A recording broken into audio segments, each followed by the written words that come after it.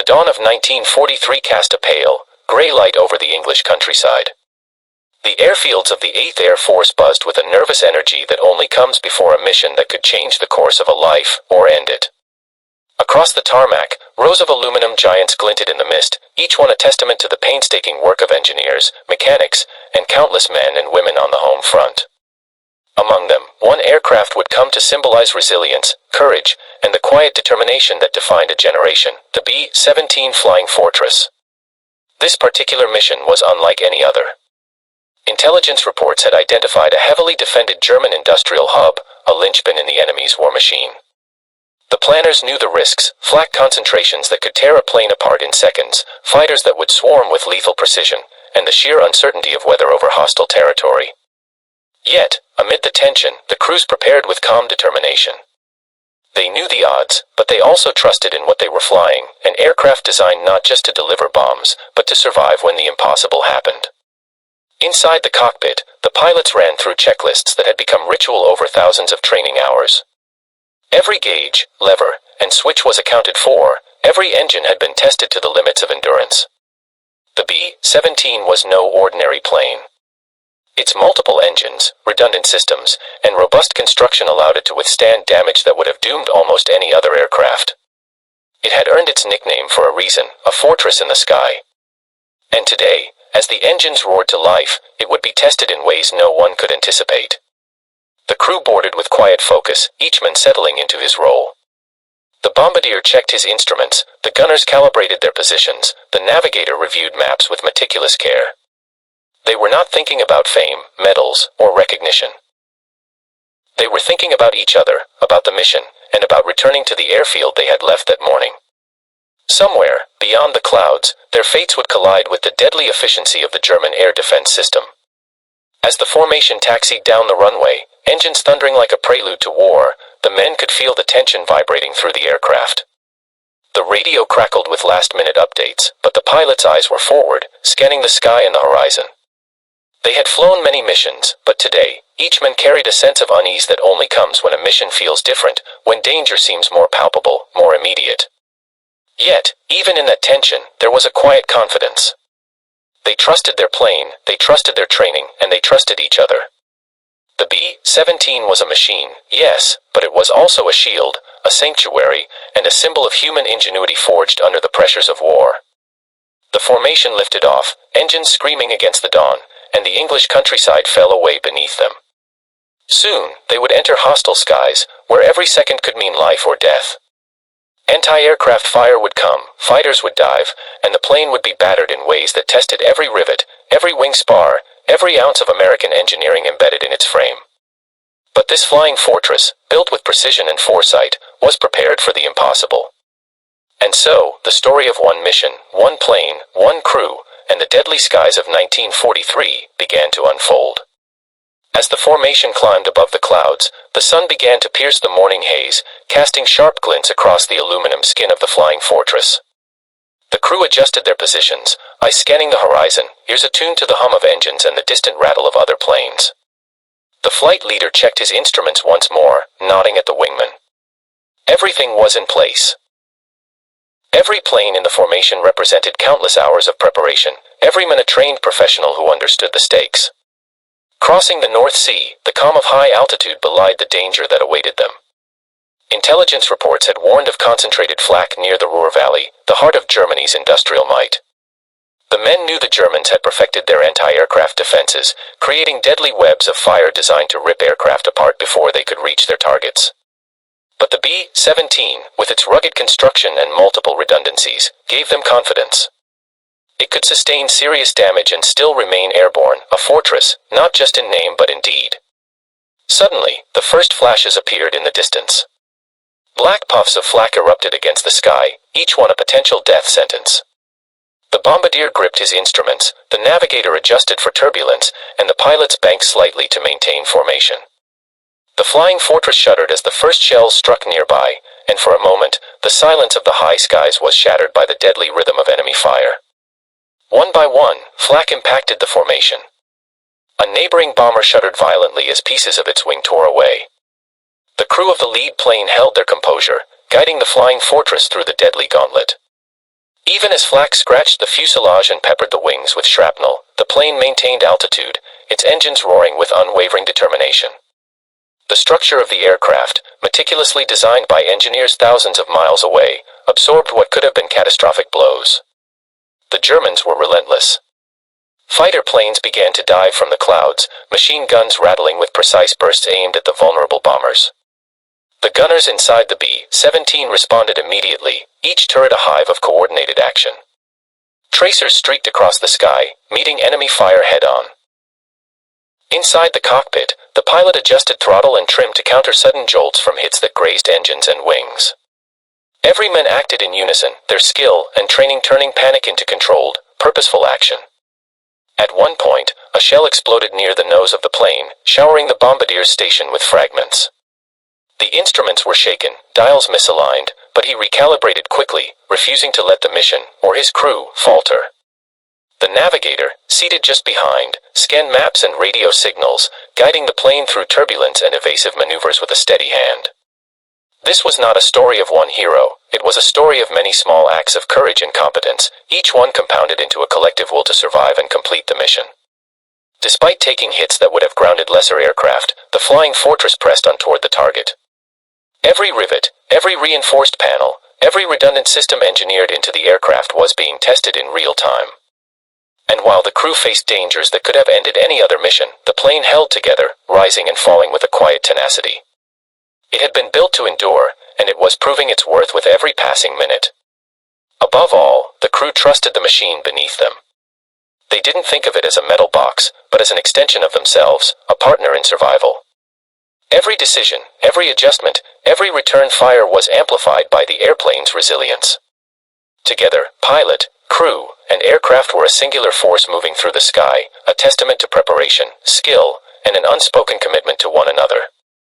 And so, as the Ruhr Valley drew nearer, the B-17 and its 10 men braced for what would be the most punishing hours of their lives. The sky, once calm and open, had become a battlefield, and the flying fortress, battered yet unbroken, carried them forward into history.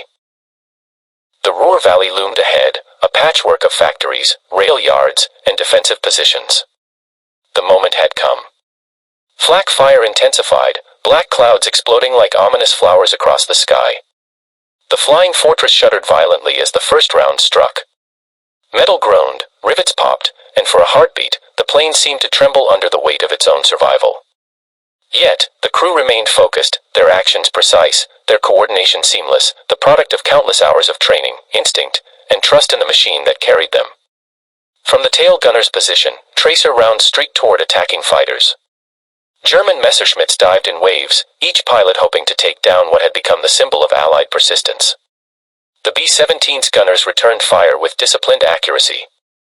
Their rounds met the enemy with unyielding resistance, forcing some fighters to break off their attack in frustration. Every turret was a testament to teamwork, every bullet fired a defense not just of the plane, but of the men inside. The first serious damage came when a flak shell tore through the left wing. Smoke filled the cabin, and instruments rattled wildly. One engine sputtered and died, forcing the pilot to make rapid adjustments. He throttled the remaining engines, trimmed the controls, and compensated for the sudden list. The flying fortress shivered, but it did not falter. This was not luck, it was design. Engineers had built redundancy into every system. The wings, reinforced for extreme stress, absorbed damage that would have grounded lesser planes. Inside the fuselage, the crew worked in quiet, controlled chaos. The bombardier double-checked his equipment while debris rattled around him. The navigator recalculated their course in real time, accounting for evasive maneuvers and unpredictable wind currents over industrial Germany. Gunners loaded new rounds, replaced jammed mechanisms, and kept a constant vigil for the next enemy attack. Each man moved with deliberate calm, their focus honed by experience and necessity. A second flak burst tore through the fuselage near the radio compartment, scattering papers and equipment. Communication with the formation became intermittent, yet the crew maintained cohesion. Pilots signaled through hand movements and engine adjustments. The flying fortress, despite heavy damage, continued its steady march toward the target. It was a moving fortress not because of size or armor alone, but because the people aboard it turned every system, every bolt, into a lifeline. At one point, the bombardier peered out through the shattered nose glass to see the industrial target below.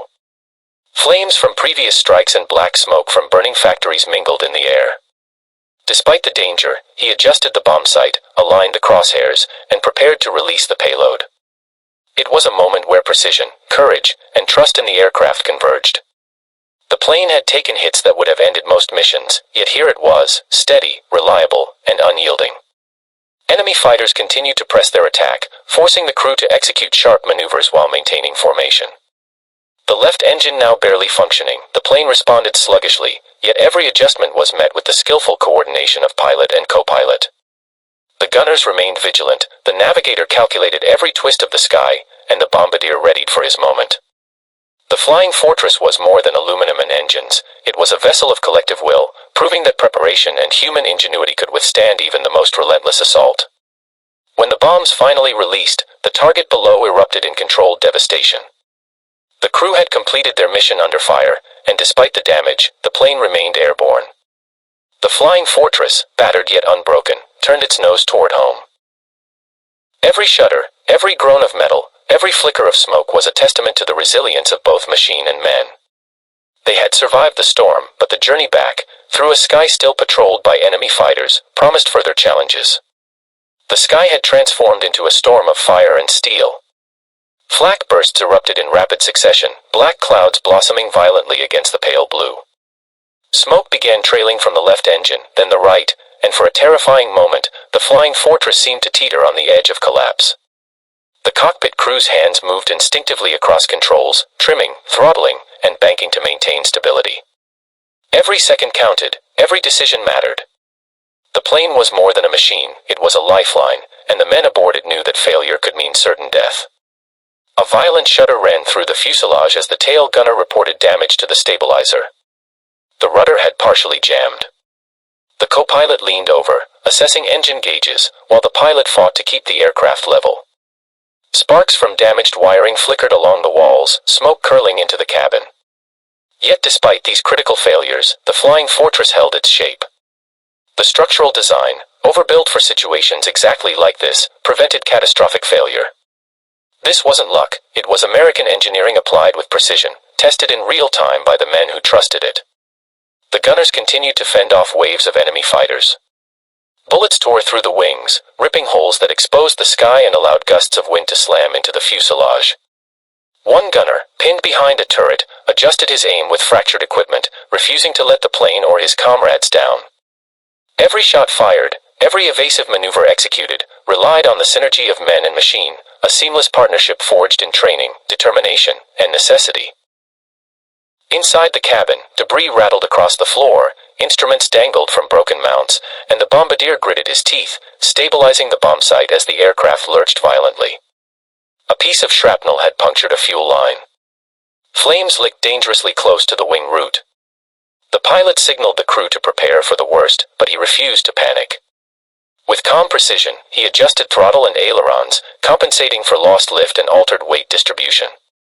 The plane, though grievously wounded, responded under his hands, sluggishly at times, but still obedient. For hours, the flying fortress pressed on toward home. Each mile covered was a victory in itself.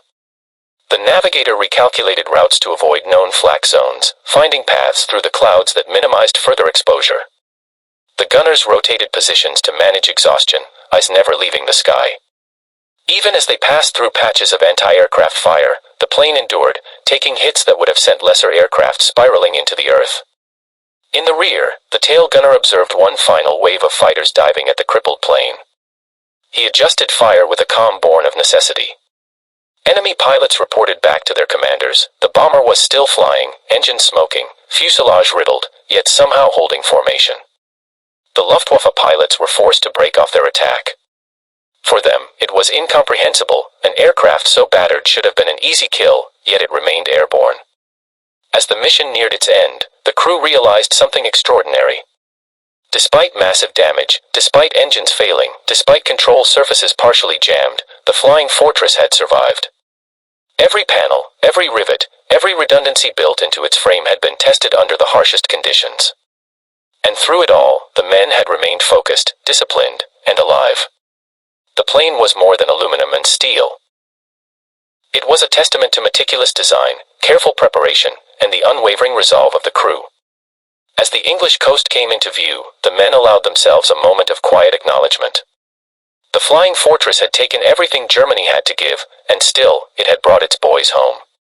Smoke trailed from its engines, holes pocked the fuselage, and yet it moved forward, a steadfast vessel carrying 10 exhausted but alive men toward safety. It was a triumph of engineering and human endurance, a quiet story of heroism that would survive long after the guns fell silent. The Ruhr Valley was fading behind them, replaced by the vast stretch of open sky over the North Sea. But the flying fortress was far from safe. Its engines smoked, instruments flickered, and control surfaces were damaged from the barrage of flak and fighter attacks. Each mile closer to home demanded constant vigilance. The crew, though exhausted, maintained focus. They had flown into the storm, survived, and now faced the challenge of returning across hundreds of miles of potentially hostile airspace with a plane that was barely holding together. The pilot eased the throttles, compensating for a left engine that had lost power entirely. The co-pilot monitored gauges, making micro-adjustments to maintain altitude and heading. The navigator kept charts in hand, recalculating paths around suspected flak zones and areas of enemy patrols. Each movement was deliberate, precise, an unspoken rhythm forged from training, trust, and a deep understanding of their aircraft. The flying fortress, though battered, responded to their guidance. Its rugged design and redundancy were the unsung heroes, silently absorbing the punishment that would have downed other planes. The gunners rotated through positions to manage fatigue, eyes scanning the horizon for any sign of enemy aircraft. Occasionally, a lone Messerschmitt would appear in the distance, diving with lethal intent. The crew fired back with steady, calculated bursts, buying themselves precious seconds. Every turret, every round, was a testament to coordination and resolve. The plane, already scarred by flak and machine gun fire, became a moving fortress of both metal and human ingenuity. Inside the fuselage, the damage was visible everywhere. Holes in the skin of the aircraft allowed icy air to rush in, instruments swung loosely on their mounts, and smoke drifted from damaged wiring. Yet, the crew pressed on. The bombardier, seated near the front, checked his instruments repeatedly, ensuring that they remained functional despite the chaos. In the rear, the tail gunner leaned over, adjusting his position to compensate for the list caused by a compromised stabilizer. Even as they improvised mid-flight, the plane responded, its engineering designed for resilience, its crew prepared to exploit every advantage. Hours stretched as they crossed the channel. Every vibration, every shudder of metal reminded them of how close they had come to disaster. Yet, the flying fortress seemed to have a life of its own. Its engines, though faltering, maintained enough power to keep altitude.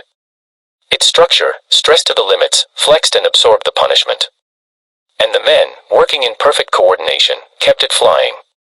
Each decision, each adjustment, reinforced the partnership between man and machine, a quiet demonstration of skill, perseverance, and ingenuity. At one point, the co-pilot noticed a minor fire near a ruptured fuel line. Calmly, he signaled the crew to activate extinguishers and reroute fuel pressure to unaffected engines. The plane shuddered under the sudden shift, yet continued its path, refusing to give in to damage. The men knew they were pushing the limits of both the aircraft and themselves, but retreat was not an option. Every second of continued flight was a victory, every mile gained a triumph of preparation, teamwork, and resilience. As the coastline of England came into view, a collective sigh of relief passed through the crew. The flying fortress, pocked with holes and marked by battle, had survived where many others would have fallen.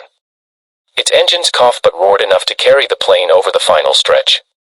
The gunners remained vigilant until the last moment, ensuring that no stray enemy aircraft could threaten them in these final miles.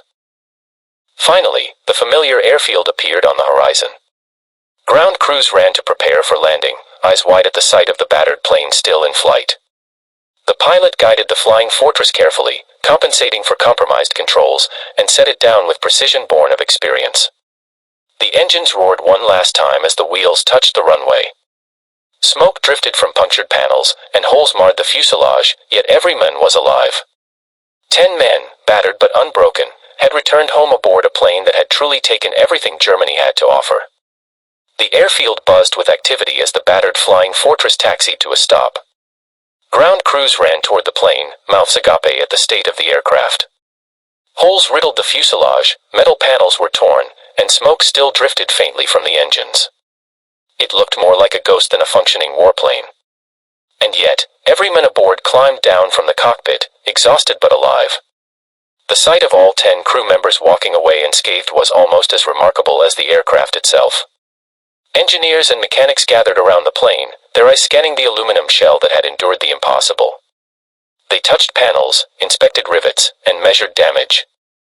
Holes in the fuselage revealed insulation and wiring still intact, wings bent but holding, engines barely sputtering yet operational.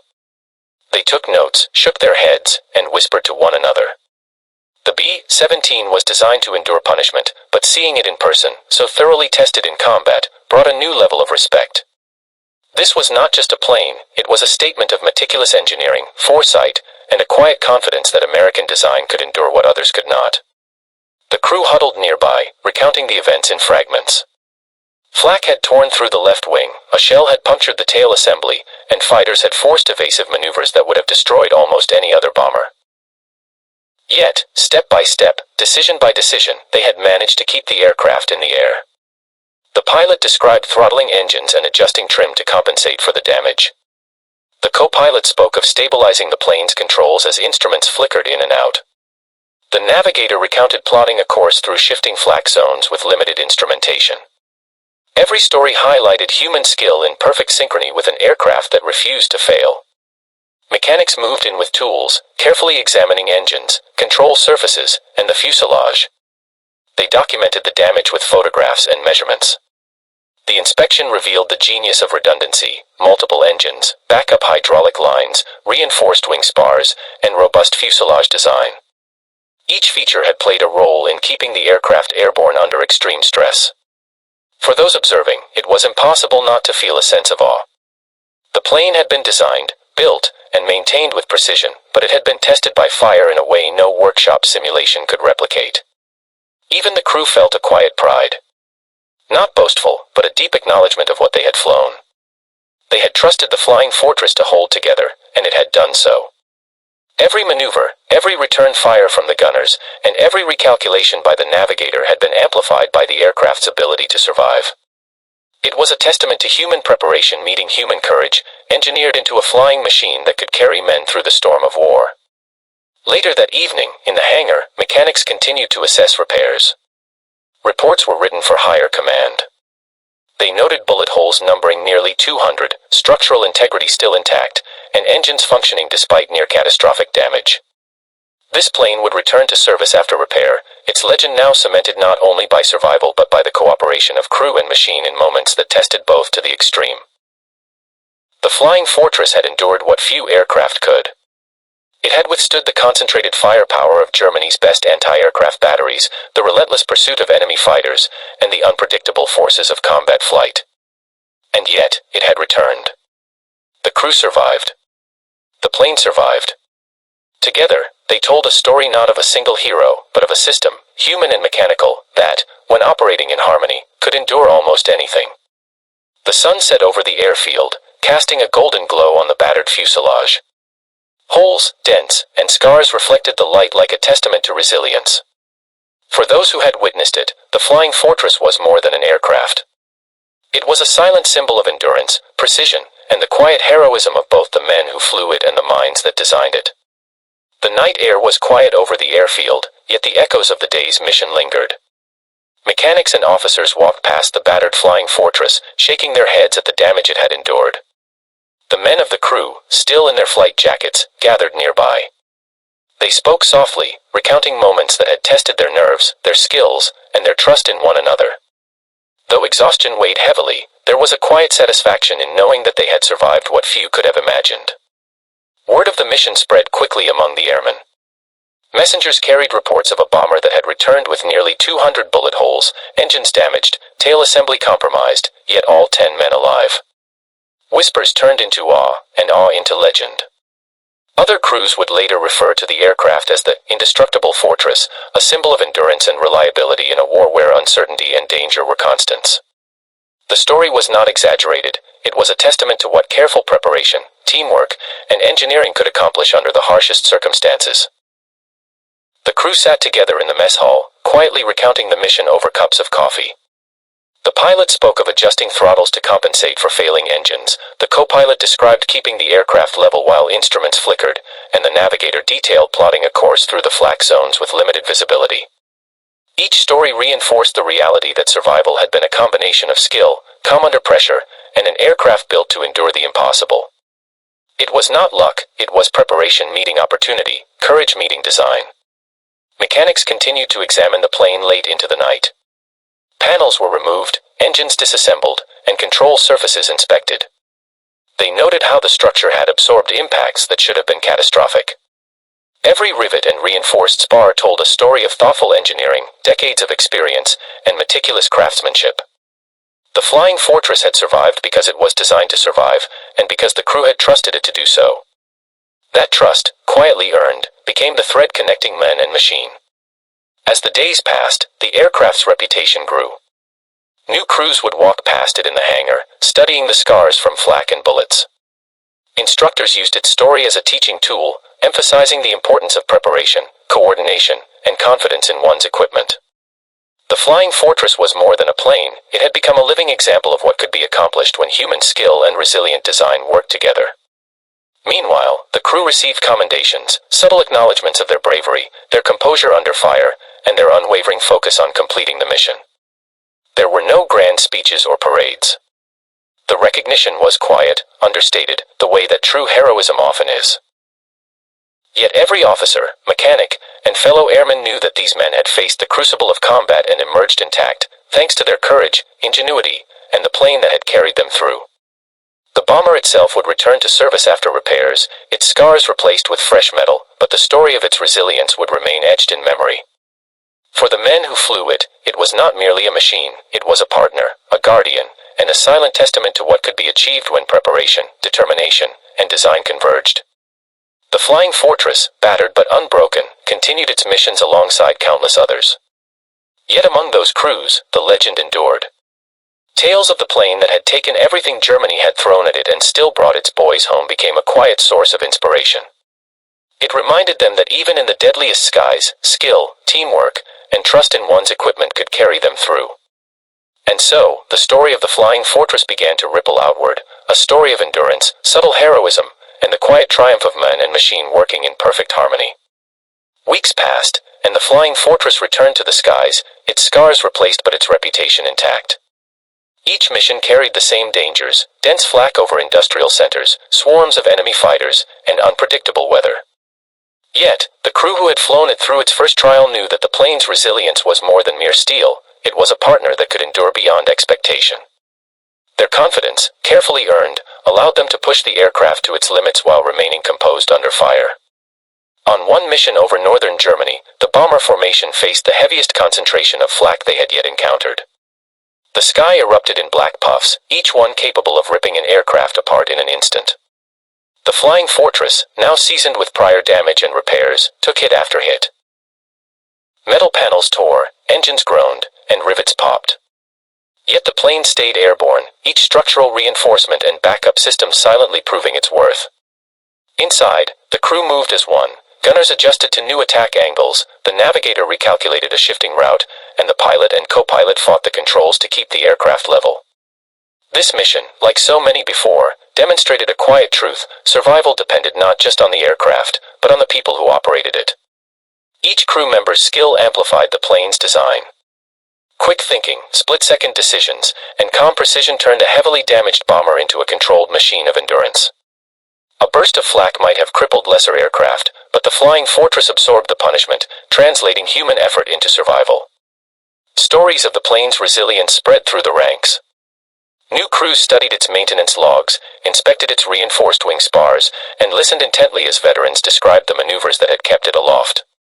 It became more than just a bomber, it was a symbol of what careful design, meticulous maintenance, and disciplined operation could achieve. Yet the admiration was never boastful. The crew themselves remained humble, speaking of teamwork and preparation rather than heroics. Their quiet professionalism, combined with the aircraft's remarkable endurance, left a lasting impression on everyone who witnessed it. On another sortie, a sudden storm forced the formation to scatter. Lightning flashed across the clouds, and turbulence threatened to rip apart the already fragile-looking fuselage. The B-17 shuddered violently, yet the crew continued to operate each system, each instrument, each control, as if orchestrating a complex ballet in the sky. The navigator plotted a course through the storm's heart, avoiding anti-aircraft positions while the pilot and co-pilot compensated for unpredictable gusts. Again, the plane's design absorbed the chaos, and again, the crew's focus turned potential disaster into manageable risk. Over time, the Flying Fortress earned the respect of commanders and peers alike. Reports praised not only its structural resilience but also the skill and coordination of the crew who flew it. Tales of near-impossible returns home, of withstanding repeated attacks, and of completing missions despite damage became part of airfield lore.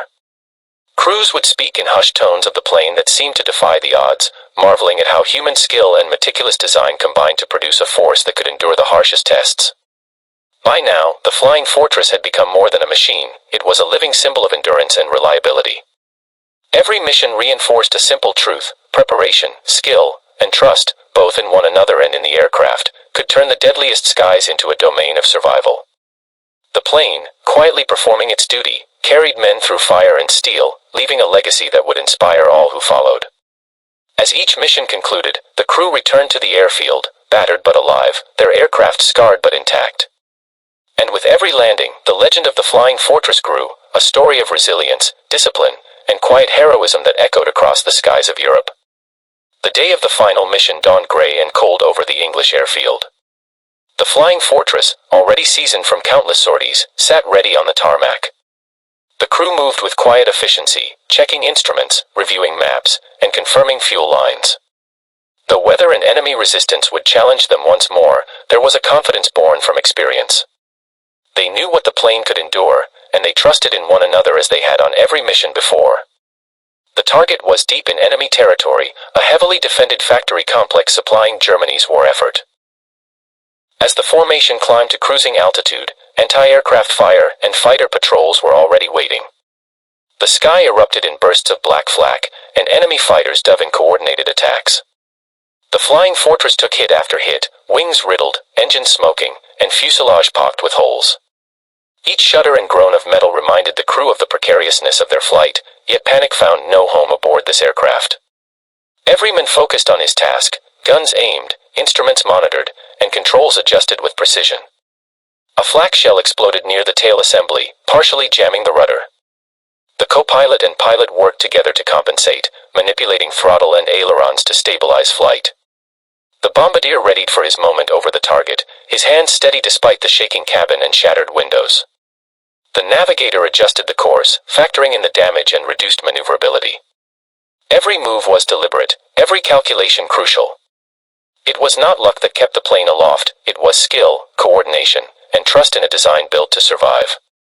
Enemy fighters pressed relentlessly, firing into the fuselage. Bullets tore through aluminum, punctured fuel lines, and riddled control surfaces. The gunners returned fire with relentless precision, their aim steady despite exhaustion. Time and again, the plane absorbed the punishment, its engines groaning but continuing to provide thrust, its wings flexing under stress, its fuselage holding firm. Each rivet, each reinforced panel, each redundant system was being tested under conditions that no simulator could replicate. Inside, the crew improvised where necessary. The co-pilot adjusted for failing instruments. The tail gunner rotated his turret to cover blind spots caused by structural damage. The navigator recalculated a route around heavily defended areas, while the pilot used subtle adjustments to maintain altitude and heading despite partial control surface failures. The plane shuddered violently at each impact, yet remained airborne. It had become more than a machine, it was a partner responding to human skill and determination. Finally, over the channel, the last enemy fighters broke off. The Flying Fortress, heavily damaged but still intact, began its final leg home. Engines smoked, wings trembled, and the fuselage bore the marks of relentless assault. Yet every man aboard had survived. The aircraft carried them forward, a testament to preparation, design, and collective resolve. As the English coast came into view, the pilot guided the plane toward the familiar airfield. Each adjustment was measured, each maneuver precise, as the damaged Flying Fortress descended for landing. Ground crews watched in awe as the battered plane touched down, its tires skidding slightly, engines coughing, but the fuselage intact. 10 men climbed out, tired, shaken, yet alive. The plane had endured everything Germany could throw at it and still delivered its crew home. The quiet pride among the men was palpable.